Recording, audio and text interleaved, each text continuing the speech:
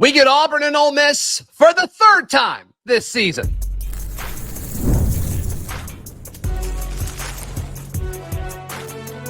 You are Locked On College Crossover, part of the Locked On Podcast Network. Your team every day. Yes, this is a crossover edition of Locked On Auburn and Locked On Ole Miss. Thank you so much for making us your first listen every single day. He's Stephen Willis of Locked On Ole Miss. I'm Zach Blackerby, host of Locked On Auburn. And Stephen, we don't get to play each other in football anymore, but we do get to play each other in basketball a ton. I guess that's what's making up for it. Thanks, Chris Beard and Bruce Pearl, for that. Yeah, kind of every other week, they just kind of get together and Auburn wins the game and we go about our business. We'll see what happens. I mean, obviously the one in Oxford was, I think it was closer than what the final score said. I think the one in Neville, it was probably even a bigger beatdown than what the score said. And then we'll see what happens Friday at noon Central as Auburn and Ole Miss battle in the SEC tournament. So, I mean, this is an interesting one because going into it, everybody asked like, okay, Auburn gets this double bye. And it's like, who would you rather play? And it was this nice split of people saying like, well, Auburn's they've done a decent job with Ole Miss up to this point. So why not take them on again? Versus I was in the camp of, I would rather have played Arkansas because it would have been their third game in 3 days. And that's just tough. That's just tough to deal with. And Arkansas ran out of gas against Ole Miss. So I think if they would have pulled that out, it would have been very lopsided in favor of the Tigers. But that's not what we have. We have Ole Miss, who is like, we were talking before we clicked record, Stephen, like an interesting team, like a super interesting team when you look at their path to where they are today. Yeah, not every team can say they won on a buzzer beater against LSU, a last-second shot against Oklahoma, a last-second shot against Arkansas. Ole Miss legitimately could have been a team that 7 wins in the SEC if it went the other direction. Now, A&M last second beat them and all of that. And when I know that we can't play that game, but Ole Miss is a team that does pretty well if they have an opportunity to get you in winning time. And I think that's the key in this game, especially with the break and with all the bad feelings with the Auburn Tigers. Ole Miss needs to be in the game with 5 minutes to go. Sure. And if that winning time can take over on a neutral site, all of the neutrals, you have to figure the Kentucky people are still going to be in town at that point, talking about what's going on. But they're going to start rooting for Ole Miss because Ole Miss has a chance to be the underdog of this tournament because nobody's going to root for Texas. That's true. That's true.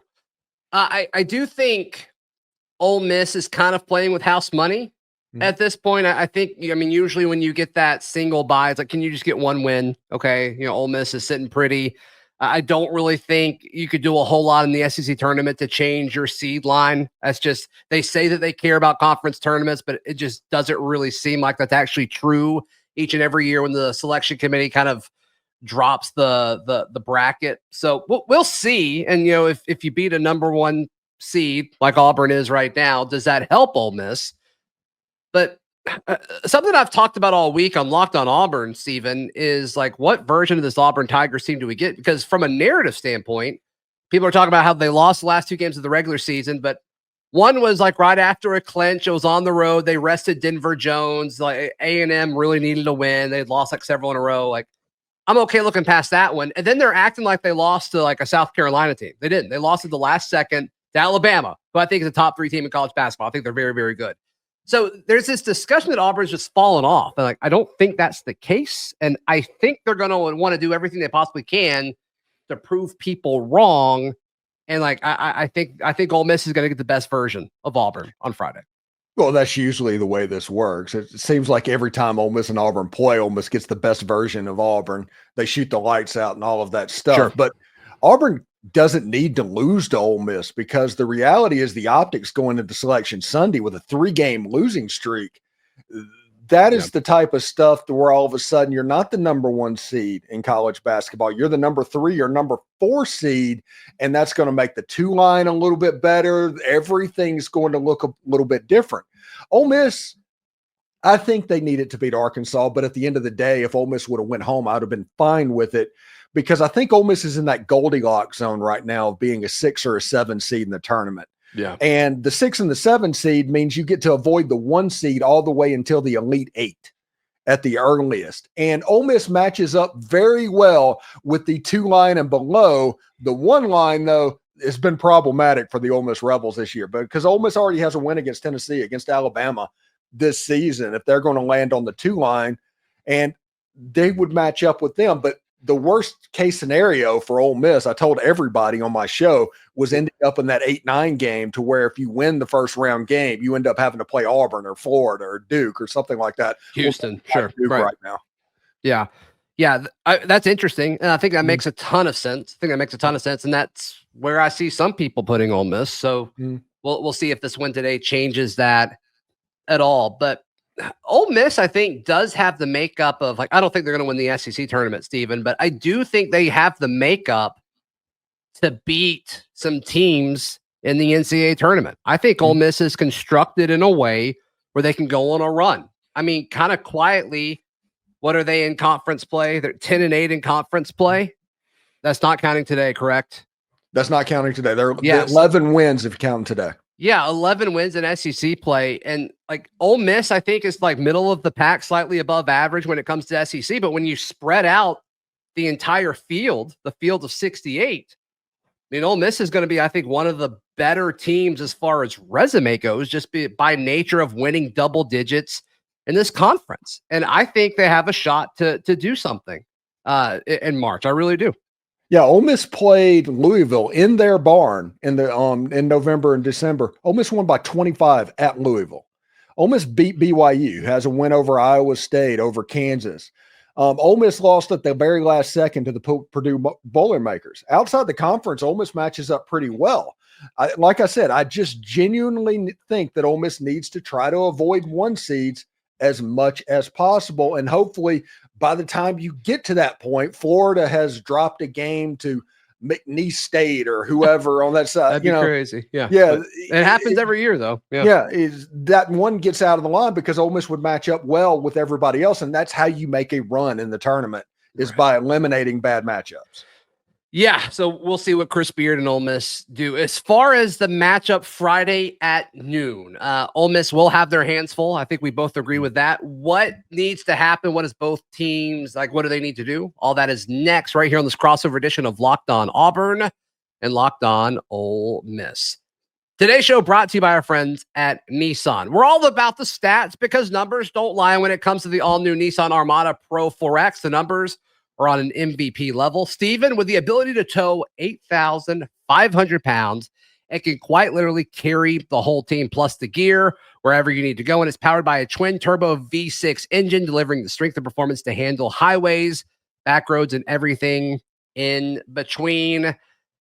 Take your adventures to new heights in the all-new Nissan Armada Pro 4X. Learn more at nissanusa.com. Today's show is also brought to you by our friends at FanDuel. FanDuel, of course, America's #1 sportsbook. Steven, right now, as we record this, Auburn is a 10.5-point favorite over Ole Miss. That number is ginormous to me. In this tournament, 10 points seems crazy to me. Yeah, it's a situation where I think Auburn wins the game. Auburn's the best team in the best conference in the history of basketball. Auburn's likely going to be the favorite. I don't know if they're 10-point favorites. 10.5 in this tournament right now? Yeah. I don't know. I'm not touching that. Chris Beard in tournament basketball is dangerous because they lock you down and they make scoring to the point where you can't separate from them. Arkansas basically spent 10 minutes of the game stretching out and trying to go and building a 7-point lead, but they could not extend that lead. And that's the reason Ole Miss was able to come back in winning time. Yeah, so if you feel strong about this one way or the other, head over to FanDuel.com and get in on our college hoops action all tournament long.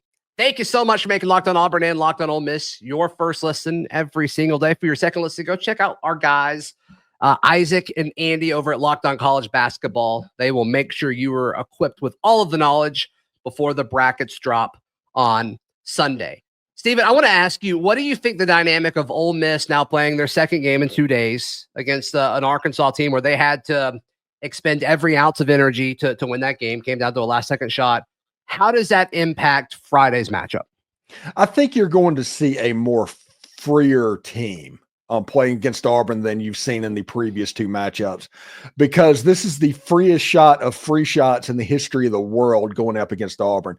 Hopefully, like me and Zach said last time, you can put pressure on Auburn to the point where they feel it and all of the expectations they have. You want to turn that into a weapon that you can use against them. I think this time Ole Miss doesn't have we need to win this game. We have to, because we're on a losing streak, or that is happening. So I think this is a chance to where if Ole Miss loses the game against Auburn, they go home, get ready for March Madness and all of that. We talk about them on bracket breakdown, the whole 9 yards. Yeah. But if you come out there and you just have a free shot, just let it all hang out, you can be a pretty dangerous team. And tournaments are littered with teams like that having success. Yeah, I think so. And I think Auburn wins this game. The first thing I want to see is if I don't know if I almost said the big 3. I don't really know how you would classify that, but like Janai Broom, it seems like down the stretch he was struggling with a shoulder situation. He was constantly grabbing his shoulder a few times throughout the game. Does that extra time off, did he get a little bit more fresh? Denver Jones, we mentioned, he missed the Texas A&M game. He played fine against Alabama, but he had a wrap on whenever he was sitting on the sideline. Does Denver Jones look more fresh? And then not Tahad Pettiford, but Chad Baker-Mazara kept grabbing his back. Alabama kept kind of doing kidney shots on him, just elbowing him, and shockingly wasn't called. Life is rough for an MMA fighter. I mean, it's really rough. Way to make the joke. Yeah, just getting wailed on, and whenever you fight back, it's just never called. But not defending what he did. But it is wild how the officiating throughout the conference only protects certain people. It doesn't protect everyone, but that's fine. Yeah, that's fine. But I want to see, from a health standpoint, what those guys look like early, because I think that'll kind of tell how the game's going to go pretty quickly. Yeah, and one of the biggest mismatch is probably the Florida Bigs versus Ole Miss, but the second biggest mismatch is the Auburn Bigs versus Ole Miss, and it's not necessarily Janai Broom. Janai Broom's the best player in all of college basketball. It's the other big man that's the problem for Ole Miss. He's the one that gives them problems and causes all sorts of stuff because of his athleticism and rebounding and all that. And once they take over the rebounding advantage, it's over. I tell people all the time, Ole Miss needs to be less than -10 in the rebounding battle in a game. You need to not lose the rebounding battle by 10 or less, and then not turn the ball over. When Ole Miss is very judicious and good with the basketball, they can make it up. Whenever you have a mauling in the rebounding stage and you turn it over 12 times, you're not going to win a basketball game. Yeah. It's interesting you say that, because it's kind of been labeled like Auburn's 2 major weaknesses right now. One is the emotional fortitude of Chad Baker-Mazara, and the other is rebounding. And Auburn down the stretch, it seems like they've gotten worse at rebounding, and I'm sure the scouting reports out there, Bruce Pearl's talked about it, but if you're physical around the rim, sometimes we don't match it. And that counts Janai Broom, Dylan Cardwell, Chaney Johnson, the collection of big men that you just talked about, Stephen. There's times where they don't always match it. And so does Ole Miss have the personnel to do that to Auburn? I don't know. The first 2 outings, the answer to that has been no, but we'll see. We'll see if this third time is the charm for Chris Beard and Ole Miss. Well, Dre Davis has gotten into foul trouble in both games against Auburn. And Dre Davis is the key to a physical rebounder in the game. So if he avoids foul trouble, you could see it look a little bit different. But when he gets into foul trouble and gets off the floor, Malik Dia has a chance to do all the bully ball stuff that you can think of. He just doesn't do it. Right. It's a weird situation and extremely frustrating. So if Dre Davis can get himself out of foul trouble and play the game, Ole Miss has a chance to be a little bit more competitive like the first game as opposed to the second one. Where are you with guards? I mean, it's no secret that you win in March largely because of your guard play. And Auburn's guard play down the stretch, I think, has gotten significantly better. Some of that has to do with Miles Kelly being fully healthy. The Georgia Tech transfer was battling a wrist injury to start the season. It seems like he's finally 100%. He's shooting the ball incredibly well. Same with Denver Jones when he's played. Then, of course, Todd Pettiford has been, one of the freshman phenoms in this conference. He's been electric, and he also plays his best when the lights are the brightest. And so I'm personally expecting Todd Pettiford to really come on in March, maybe more so in the NCAA tournament than the SEC tournament, just because he's big game to Todd. Does he count this as a big game or not? I don't know. We'll see. But I think the guard play for Auburn is certainly something that we'll have to all keep an eye on. Yeah, Sean Padua is obviously a fantastic player. Hit the buzzer beater against Arkansas today. Hit a last-second shot against Oklahoma. He's somebody that is very clutch when the lights are the brightest. And Juju Murray is kind of picking it up. Okay. I think that Ole Miss and Auburn have some similarities at guard. The difference is Auburn's a little bit longer. Mm-hmm. They're a little bit longer at those positions, but they offer a lot of the same type stuff. Matthew Morrell, if he was healthy, Ole Miss is a different team, and they're kind of as goes Matthew Morrell, as goes Ole Miss because of the athleticism that he has. But he's basically having a knee right now that's being held together by bubble gum and duct tape. And because of that, Ole Miss isn't quite as athletic on the field, so they're having to do a lot of the little stuff to be successful as opposed to the explosive athletic stuff that Matthew Morrell has been known for in the past. I mean, he's laying up the ball now. He's not even dunking. He can't even get up there at the moment, but he's still being tasked with guarding the best player on the other team. He's just a warrior. And if Ole Miss makes a run in the NCAA basketball tournament, I'm not even joking about this, they need to put a statue outside the pavilion of him. Hey, I'm all for statues. Mm-hmm. I'm all for building statues, just knee-jerk reaction statues. I mean, Janai might get one. Bruce Pearl might get one. We'll see. Let's just build statues for everybody. Yeah. No, I think Prabula, I'm curious to see. It's like he really didn't play well today. It's just he made the last shot. Yeah, he played really bad for 39 minutes and then hit a game winner buzzer beater. Yeah, so when Denver Jones is on, I'm like, what does that look like on Friday? I know we talked a lot about the bigs a second ago, but like that might be the matchup of the game, honestly. Yeah, the first matchup, he had 29 points. Mm-hmm. The second matchup, he had 10 or something like that. The big difference. Yeah, it's a major difference. And that's probably the difference in the scoreline. You remove those 19 points from one to the other, it's basically the same. That's about it. Yeah. And so, can Denver Jones do that? Denver Jones was named as a semifinalist for the, whatever the defensive player of the year is. So we'll see exactly how he responds. And let's keep an eye on that ankle. It looked fine against Alabama. Should be better with more time off, but that Denver Jones ankle, let's certainly watch it in this one. All right, let's give our official picks and predictions and who to watch and, hey, maybe who wins the entire SEC tournament. Let's jump into that all in just a second right here on this crossover edition of Locked on Auburn and Locked on Ole Miss. Today's show brought to you by our friends at Monarch Money. Steven, I love Monarch Money. It does several different things. It tracks your spending. And with how, you just kind of give your debit card to everybody, your credit card everywhere, you're ordering food, or you're ordering gifts or whatever it might be, it's really easy to lose track of all of it. And Monarch Money helps you with all of it. Yeah, you get notifications on your phone. I've been on with Monarch Money for a couple weeks now, kind of seeing how it goes. And I really like how it kind of melds together your finances on both levels of your checking account and your investment account and stuff like that. It's really kind of a command center more so than a budgeting app. I love that.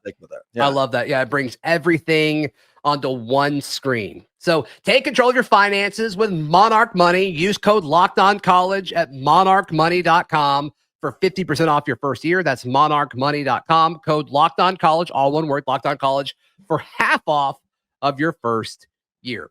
Final few moments here. It's this crossover edition of Locked on Auburn, Locked on Ole Miss. If you're not subscribed to either of our shows, please do that. Really helps both of our channels out a ton. And if you're tuning in on audio, please leave us a 5-star review and subscribe there. Once again, helps the show out. We are eternally grateful for all of you. We mentioned it earlier. FanDuel has Auburn as a 10.5 point favorite, over under at 154.5. I think Auburn wins. I'm not going to pick them to win by 10 just because of the nature of March and the nature of neutral sites, and also the nature that I don't always think it's a disadvantage that Ole Miss had to play Thursday and then quickly turn around and play on Friday. I don't think it's always a disadvantage. So, maybe Ole Miss is feeling itself. Maybe Auburn's taking an extra day off. I don't know. We'll see exactly how that plays out. And I got a feeling we'll know pretty early, but the way Auburn plays is they're going to try to wear Ole Miss out. But Ole Miss is perfectly comfortable running. I just think Auburn is better at that style of basketball than Ole Miss is. And I think the fact that Ole Miss did play on Thursday will benefit Auburn in all of this. I think Ole Miss in this game needs to channel some Pete Carroll and just slow it down and try and Auburn wants to get out and run. You just slow the tempo down, make it a very herky jerky type game. Because I get that. If you think about this, when you have the SEC tournament in Nashville, it is 90% Kentucky fans in that building. And those Kentucky fans are not going to be rooting for Auburn in that game. So you have a chance at a little bit of a home court advantage to kind of cheer you on from what's going on. But if you get into a running match with them, you're not going to be able to keep up. They shoot the ball too well. I think, Stephen, there's going to be a ridiculous amount of Auburn fans there. I think they're going to have a good one, but Kentucky is still in the tournament.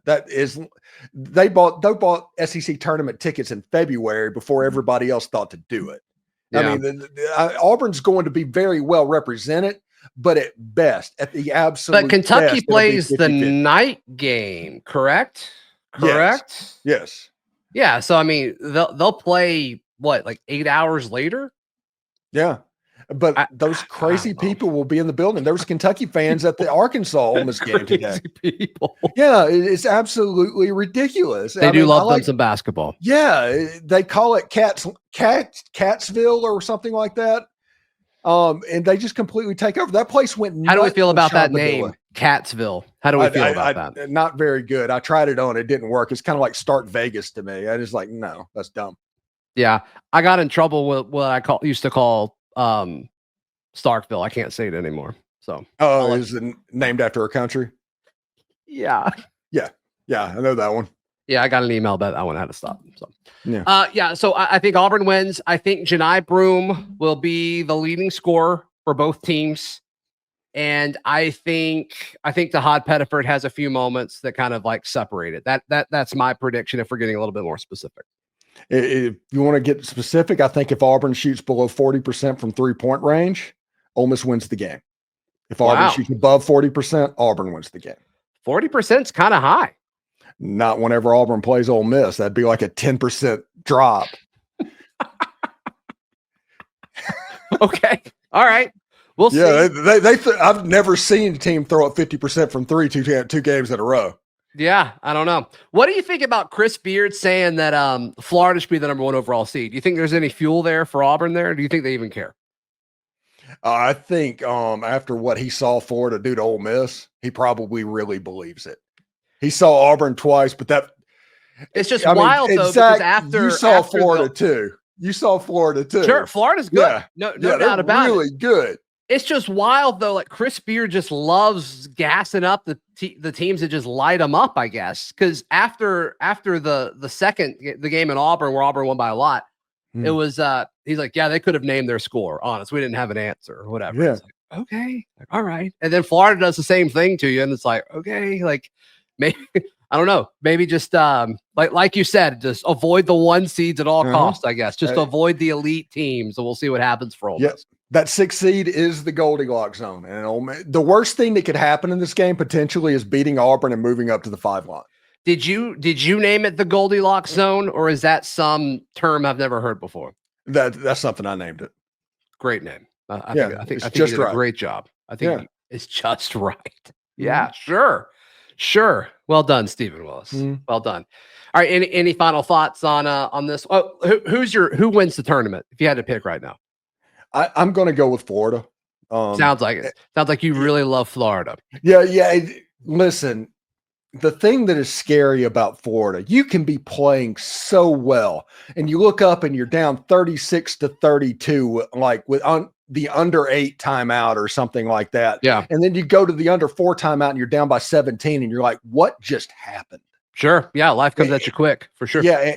And when that in a tournament is going to be an interesting situation. The good news is for Auburn fans, for Ole Miss fans, for everybody else, you're not going to have to see Florida likely in the tournament until way down the line because of the way it's set up. And there's an opportunity for them to have one of those magical March Madness moments. Like today, Sean Padua hits a buzzer beater to beat Arkansas, and everybody's like, hey, here's the Valparaiso Ole Miss highlights from 1998 of Bryce Drew hitting the buzzer beater. It's like, that's terrorism. That is absolutely terrorism, and you need to be prosecuted by Homeland Security. Okay. All right. There you go. There you go. I think we get an Iron Bowl matchup in the championship. I think it's an Auburn-Alabama matchup in the SEC tournament championship. So we'll see. I'm sneakily thinking now, thanks that Cooper Flagg getting injured today, maybe that Duke doesn't make it past the round of 32 or something like that. But all Greg Sankey and everybody in the SEC are so scared that it'd be like an Iowa State-Houston matchup.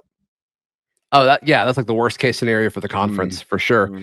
Yeah, I mean, we talked all this smack all year about how great we are, and it's like we only get like one team in the Final Four or something. Like, yikes! Yeah, and it's like Oklahoma. That'd be crazy. That'd be crazy. But that's that's college basketball for you. Danny Cannell would look like Randy from South Park after that. I don't even know what that means. Yeah. Like I understood it. Like I understood what some of that was, but yeah, people watching this know what that means. Yeah, sure. Just never watched South Park. Never got into it. Stephen Willis, how can people check out everything you've got going on? Locked On Ole Miss on YouTube or anywhere you listen to your podcast. Like Zach says, give us a 5-star review and rate us and all of that. Yes. We'd appreciate it. Follow me on Twitter at the Stephen Willis. Should be fun. I'm glad to have you. Even you Auburn folks, I like it when you guys come around. Yeah, it's fun. It's fun. Love the crossover action. We'll have a lot of it throughout the network over the next few weeks for sure. Yeah, if you're an Ole Miss fan, you want more Auburn coverage, check out Locked On Auburn, the same place you check out Locked On Ole Miss. Please like our shows. Please subscribe. We'll see you next time. This has been a crossover edition of Locked On Ole Miss and Locked On Auburn.